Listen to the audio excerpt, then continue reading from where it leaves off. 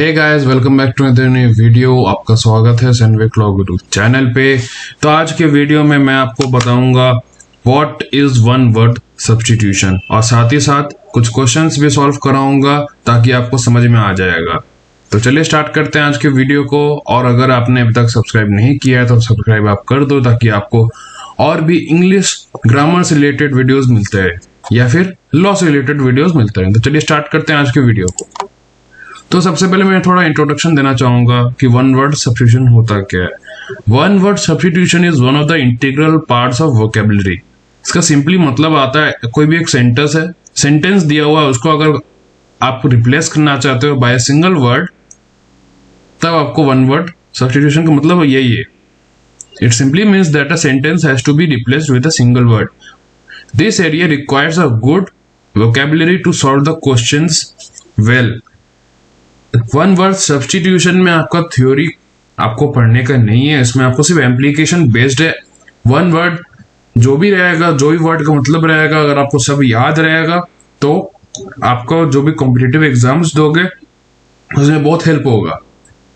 ये सारे competitive exams में आता है, लाइक क्लैट, यूपीएससी, बैंक का एग्जाम हो, रेलवे एग्जाम हो, जिसमें भी आपका इंग्लिश ग्रामर पूछता है, सबके लिए है ये। फिलहाल मैं अभी क्लैट के लिए करा रहा हूँ, अब बाकी लोग के लिए भी आप ये चीज, बाकी एग्जाम्स के लिए भी आप ये रेफर कर सकते हो। तो अब हम क्वेश्चन पे जाएंगे। तो चलिए पहले क्वेश्चन पे जाते हैं। तो अ man who operates on sick people, कोई भी आदमी जो ऑपरेट करते हैं ऑन सिक पीपल, वो कौन होता है? That is called a surgeon. Sick people, बीमार आदमी पे अगर कोई ऑपरेट करता है उसको कहते हैं सर्जन। ओके, अब सर्जन ऑप्शन आपका करेक्ट है। अब ऑपरेटर, फिजिशियन, फिजियोथेरेपिस्ट क्यों नहीं है? अब मैं इन तीनों का भी मतलब आपको बता देता हूं। ऑपरेटर कौन होता है? Operator is a man who operates equipment और a machine.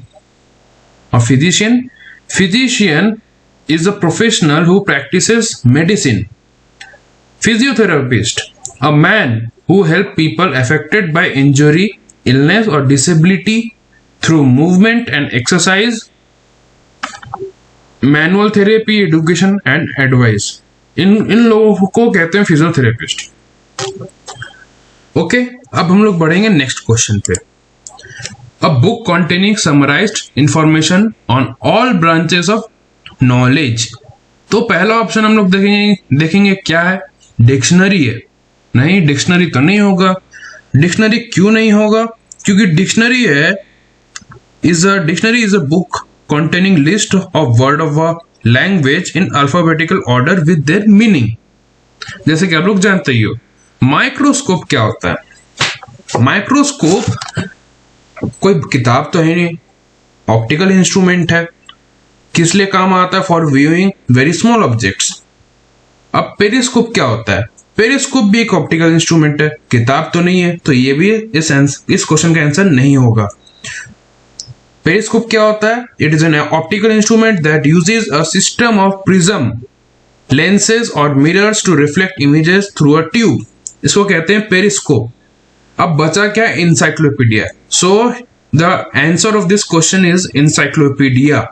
So a book containing summarised information on all branches of knowledge is called a encyclopedia. अब हम लोग बढ़ेंगे नेक्स्ट क्वेश्चन पे। A hater of learning and knowledge. अब illiterate क्या होता है? अब हम लोग एक एक करके ऑप्शंस पे जाएंगे।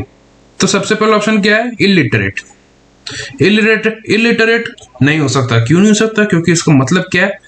इलिटरेट का मतलब है अ person who does not know the alphabet, जिसको लिखना पढ़ना कुछ नहीं आता, वो उसको कहते हैं इलिटरेट। जो हेट करता है लर्निंग एंड नॉलेज, उसको इलिटरेट नहीं कहते हैं। सेकेंड ऑप्शन आते हैं bibliophile. A bibliophile is a person who collects or has a great love of books। इनको बिब्लियोफाइल वो लोग होते हैं जिन लोगों को किताबें बहुत पसंद होती है। तो ये ऑप्शन भी इस क्वेश्चन का आंसर नहीं होगा। मिसोलॉजिस्ट, मिसोलॉजिस्ट आपका सही आंसर है। मिसोलॉजिस्ट का मतलब ही होता है कि लर्निंग एंड नॉलेज को हेट करता है कोई आदमी, उसको कहते हैं मिसोलॉजिस्ट। अब डी पे आते हैं, मिसोगाइनिस्ट। मिसोगाइनिस्ट का मतलब क्या होता है? मिसोगाइनिस्ट का मतलब आता है person who hates women. Okay, तो ये क्वेश्चन भी हो गया सॉल्व। अब हम लोग बढ़ेंगे नेक्स्ट क्वेश्चन। अ गवर्नमेंट बाय नोबल्स। अ गवर्नमेंट बाय नोबल्स को हम लोग कहते हैं एरिस्टोक्रेसी। तो इसका आंसर आपका एरिस्टोक्रेसी होगा। अब डेमोक्रेसी क्या होता है? डेमोक्रेसी जैसे कि आप लोग जानते ही हो कि democracy is a government by people. अब ब्यूरोक्रेसी क्या होता है? Bureaucracy is a government run by civil servants. और ऑटोक्रेसी क्या होता है? Autocracy a government where the power is concentrated in the hands of one person. या फिर आप इसको अगर शॉर्ट में कहना चाहते हो तो ऐसा बोल सकते हो, अ government by one person, that is called autocracy. तो यहां पे आपका आंसर क्या होगा? एरिस्टोक्रेसी। अब हम लोग बढ़ते हैं नेक्स्ट क्वेश्चन पे। तो चलिए अब बढ़ते हैं next question, that is question number 5। Question number 5 में क्या दिया हुआ है? A disease that affects a large number of people in an area at the same time. Endemic का मतलब क्या होता है? हम लोग ऑप्शन पे जाते हैं तो एक पहला ऑप्शन क्या है? एंडेमिक। एंडेमिक का मतलब है a disease which becomes prevalent in a particular area on account of its surrounding conditions. तो आपका ये तो होगा नहीं, क्योंकि एंडेमिक का मतलब आपका कुछ और आ जाता है। एपिडेमिक। एपिडेमिक आपका करेक्ट आंसर है, क्योंकि इसका मतलब ही है a disease that affects a large number of people in an area at the same time. अब हम लोग जानेंगे सी और टी क्यों नहीं है। सी में क्या दिया हुआ? इन्फेक्शियस। इन्फेक्शियस का मतलब क्या होता है? Infectious a disease liable to be transmitted to people. Okay, और कॉन्टेजियस क्या है? A disease not able to be cure. जिस डिजीज को हम लोग क्योर नहीं कर सकते हैं उसको हम लोग कहते हैं कॉन्टेजियस। तो इस क्वेश्चन का आपका आंसर क्या होगा? Epidemic. B, option number b is your answer. अगर आप नोट डाउन अगर आपको करना है सारे वर्ड्स का मीनिंग, तो हम नोट डाउन कर लो, आपको आसानी होगा बाद में जब आप पढ़ोगे। तो अब हम लोग बढ़ते हैं नेक्स्ट क्वेश्चन पे। अ person who looks at the dark side of everything. तो ऑप्शंस पे अब हम लोग आते हैं। पहला ऑप्शन क्या है? सेडिस्ट, फिर आता है ब्लाइंड, फिर आता है पेसिमिस्ट, फिर आता है डी, दैट इज ऑप्टिमिस्ट। तो हम लोग सबसे पहले मीनिंग वाइज जाएंगे। तो सेडिस्ट का मतलब क्या आता है आपका? सेडिस्ट इसमें सेडिस्ट का मतलब क्या आता है? सेडिस्ट का मतलब यहां पे आपका आता है one who takes pleasure from inflicting pain from others, that person is called a sadist. Blind कौन होता है? जो देख नहीं पाता। पेसिमिस्ट कौन होता है? पेसिमिस्ट वो आदमी होता है जो किस who looks at the dark side of everything. हाँ, यही वो आपका आंसर है। ओके, और ऑप्टिमिस्ट का मतलब क्या होता है? Optimist a person who tends to be hopeful and confident about the future और the success of something. Okay, तो इस क्वेश्चन का आंसर आपका सी है, दैट इज पेसिमिस्ट। अब हम लोग बढ़ेंगे नेक्स्ट क्वेश्चन पे, दैट इज क्वेश्चन नंबर 7। तो क्वेश्चन नंबर 7 में क्या दिया हुआ है? अ चाइल्ड ऑफ अनयूजुअल और रिमार्केबल टैलेंट को हम लोग क्या कहते हैं? पहला ऑप्शन प्रोडिजी है, सेकंड ऑप्शन फ्रीक है, सी स्कॉलर, डी डिलीजेंट। तो इसमें आपका आंसर होगा प्रोडिजी। अब प्रोडिजी क्यों होगा? क्योंकि प्रोडिजी का मतलब ही यही होता है कि अ चाइल्ड ऑफ अनयूजुअल और रिमार्केबल टैलेंट। अब सेकंड, थर्ड और फोर्थ ऑप्शन क्यों नहीं है? क्योंकि मैं आपको वो बता देता हूं, उन तीनों का मैं मतलब बता देता हूं। फ्रीक क्या होता है? Freak a person who is physically deformed or transformed due to an extraordinary medical condition or body modification। अब हम लोग बढ़ते हैं स्कॉलर पे। Scholar a specialist in a particular branch of study or a person who is highly educated or has an aptitude for study। अब diligent का मतलब क्या होता है? diligent a person who works very hard at something। Okay, तो ये question भी आपका सॉल्व हो गया। अब इसका आंसर है प्रोडिजी। अब हम लोग बढ़ेंगे। अ person who does not believe in the existence of God. ये मोस्ट लोगों को आप लोगों को पता ही होगा कि इसका आंसर क्या होगा। इसका आंसर एथिस्ट है। एथिस्ट वो लोग होते हैं जो लोग भगवान के ऊपर विश्वास नहीं करते हैं। अब हम लोग जानेंगे बाकी वर्ड्स जो दिए गए उन लोग का मतलब क्या है, वो लोग आंसर क्यों नहीं है? तो सबसे पहला ऑप्शन है, क्या दिया हुआ है? थीस्ट। थीस्ट का मतलब क्या आता है? थीस्ट का मतलब है अ person who believes in the existence of supreme being और डीटीज। एथिस्ट का आपका उल्टा है ये, थीस्ट। ओके, सी में जाते हैं, हेरेटिक। हेरेटिक का मतलब है a person believing in or practicing religious heresy. Okay, अब फेनेटिक पे जाते हैं। फेनेटिक का मतलब क्या होता है? Person filled with excessive and single minded zeal. Okay, यहां तक आपका हो गया। तो यहां पे आपका ऑप्शन आंसर क्या है? That is option number b, that is atheist. अब हम लोग आते हैं क्वेश्चन नंबर 9 पे। A person who tries to deceive people by claiming to be able to do wonderful things. तो इसमें आपका आंसर है ट्रिकस्टर। मैजिशियन नहीं, इम्पोस्टर नहीं, माउंटे बैंक नहीं। और ट्रिकस्टर का मतलब ही आपका यही आता है। अब मैजिशियन कौन होता है? अब magician is a person with magical powers. Impostor कौन होता है? A person who deceives others by pretending to be someone else, that is called imposter. अब mountebank क्या होता है? A person who sells quack medicines from a platform, that is called a mountebank. तो इस question का answer क्या हो गया? इस क्वेश्चन का आंसर हो गया ट्रिकस्टर। अब लोग बढ़ते हैं next question, that is question number 10। A person who does not believe in any religion. तो आपका पहला ऑप्शन जो है वो एकदम ही नहीं होगा, दैट इज कॉल्ड एथिस्ट। क्यों नहीं होगा? क्योंकि मैं अभी जस्ट थोड़ा देर पहले ही मैंने आपको बताया कि एथिस्ट का मतलब क्या होता है। तो एथिस्ट का मतलब क्या होता है? एथिस्ट का मतलब वो होता है कि जो आदमी भगवान के ऊपर विश्वास नहीं करते हैं, भगवान है या नहीं है, who does not believe in the existence of God, those people are called atheist. तो आपका ऑप्शन नंबर ए नहीं होगा। अब हम लोग जाते हैं ऑप्शन नंबर बी पे। ऑप्शन नंबर बी आपका सही आंसर होगा, क्योंकि ऑप्शन नंबर जो पगान जो वर्ड है इसका मतलब ही आपका आता है person who does not believe in any religion. अब हम लोग के पास बचा कौन कौन सा ऑप्शन? C and D. मैंने आपको बता दिया ए क्यों नहीं होता और बी आपका आंसर है, तो सी और डी क्यों नहीं है अब मैं बताता हूं। सी का मतलब क्या? रैशनलिस्ट का मतलब आपका क्या आता है? Rationalist, a person who bases their opinions and actions on reason and knowledge rather than on religious belief or emotional response. Okay, अब philatelist क्या होता है? Philatelist is a person who loves stamp. जिन लोग को stamps बहुत पसंद होते हैं उन लोग को कहते हैं philatelist। तो क्वेश्चन नंबर 10 भी हो गया। अब हम लोग बढ़ते हैं next question, that is question number 11। A person who hates women. तो मैंने आपको बहुत पहले ही मैंने आपको बता दिया जब मैं आपको हर एक ऑप्शन का मीनिंग बता रहा था कि misogynist is a person who hates women. Okay, तो इस क्वेश्चन का आंसर आपका मिसोगाइनिस्ट होगा, ऑप्शन नंबर बी। अब बाकी ऑप्शन क्यों नहीं होगा वो हम लोग अब जानेंगे। तो बाकी ऑप्शन में क्या है? सबसे पहले है इंटॉलरेंट।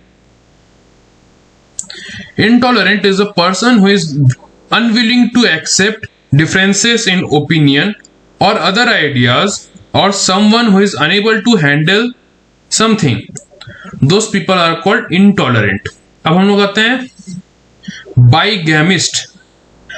अब इसमें बाइगैमिस्ट में थोड़ा मीनिंग थोड़ा बड़ा है। तो क्राइम बाइगैमी जो है उसके बाद बाइगैमिस्ट पे हम लोग आएंगे। सबसे पहले हम लोग जानेंगे बाइगैमी क्या होता है। Bigamy is the crime of marrying while one has a spouse still living from whom no valid divorce has been effected. उसको कहते हैं बाइगैमी, इस क्राइम को। और जो इस क्राइम को कमिट करता है उसको कहते हैं बाइगैमिस्ट। ओके, और गलीबल का मतलब क्या होता है? गलीबल का मतलब आता है कि वो आदमी जिसको इजीली डिसीव किया जा सकता है या फिर चीट किया जा सकता है। तो आपका क्वेश्चन नंबर 11 भी हो गया। हम लोग जाते हैं question number 12। A speech made by someone for the first time. पहला आता है ऑप्शन स्पॉन्टेनियस। स्पॉन्टेनियस का मतलब क्या आता है? स्पॉन्टेनियस का मतलब आता है speech that is not in response to a specific question or direction.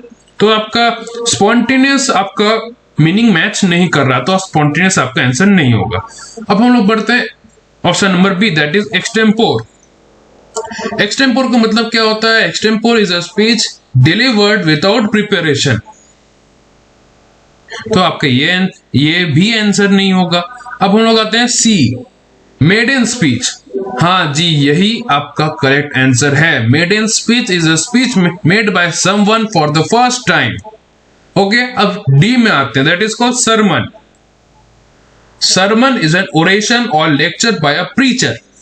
Okay, तो इस क्वेश्चन का आंसर क्या है? C, that is called maiden speech. अब हम लोग बढ़ते हैं नेक्स्ट क्वेश्चन पे। Question number 13, a large grey cloud that brings rain or snow. तो इसका आंसर क्या होगा? अगर आपको इसका आंसर पता है तो आप कमेंट सेक्शन में बता दो, और अगर आपको अभी तक में कोई डाउट आया है तो आप कमेंट सेक्शन में बता दो, मैं आपको रिपीट कर दूंगा, मैं आपको बता दूंगा। ओके, तो हम लोग बढ़ते हैं इस क्वेश्चन पे। क्वेश्चन नंबर 13 में क्या दिया हुआ है? Large grey cloud that brings rain or snow. तो पहला ऑप्शन क्या है? निम्बस। निम्बस का मतलब क्या होता है? निम्बस का मतलब यही आपका आता है कि nimbus is a large dark grey cloud that brings rain or snow. Blizzard का मतलब क्या होता है? Blizzard is a severe snow storm with high winds. Hail क्या होता है? Hail storm is a storm with many small balls of ice. Fog क्या होता है? फॉग का मतलब आता है a thick cloud of tiny water droplets suspended in the atmosphere at or near earth surface, इसको कहते हैं हम लोग फॉग। तो क्वेश्चन नंबर 13 भी हो गया। अब लोग बढ़ते हैं question number 14, a disease which ends in death. तो इसका मतलब क्या होता है अब लोग जानेंगे। हम लोग आते हैं ऑप्शंस पे। तो ऑप्शन नंबर ए, फेटल। फेटल भी आपका इसी लाइन से एकदम मिलता जुलता है। उसका मतलब आता है disease causing death, that is called fatal. Contagious क्या होता है मैंने आपको बता दिया। अगर आपने नहीं देखा है वो वाला पोर्शन तो आप रिवाइंड करके आप फिर से देख लो, आपको समझ में आ जाएगा। इन्फेक्शियस का भी मैं सेम बात बोल रहा हूं। लीथल, लीथल आपका ऑप्शन यही आता है। क्यों? क्योंकि लीथल इज कोई भी disease which ends in death, उसको कहते हैं लीथल। ओके, अब हम लोग बढ़ते हैं आज के वीडियो का लास्ट क्वेश्चन पे, that is a sudden rush of wind को हम लोग क्या कहते हैं? सडन रश ऑफ विंड को हम लोग कहते हैं गस्ट। ओके, तो स्टॉर्म, टाइफून और गेल क्या होता है? स्टॉर्म क्या होता है? स्टॉर्म जो है a violent disturbance of the atmosphere with strong winds and usually rain, thunder, lightning और स्नो, इसको कहते हैं स्टॉर्म। टाइफून क्या होता है? अ ट्रॉपिकल स्टॉर्म है typhoon in the region of Indian और वेस्टर्न पैसिफिक ओशन। अब हम लोग जानेंगे गेल क्या होता है। Gale is a very strong wind.